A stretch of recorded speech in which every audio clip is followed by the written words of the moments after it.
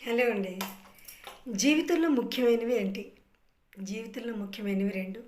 ఒకటి సంతోషం, అలాగే డబ్బు. అయితే ఈ రెండే ముఖ్యమైనవా? ఎవరిని మనం ప్రశ్నించినా ఈ రెండే చెప్తూ ఉంటారు కారణాలు. అయితే నిజానికి సంతోషం, డబ్బు, ఆరోగ్యం ఈ 3 కూడా ఉండాలండి. ఏ ఒక్కటి లేకపోయినా కూడా జీవితం ముందుకి వెళ్ళదు.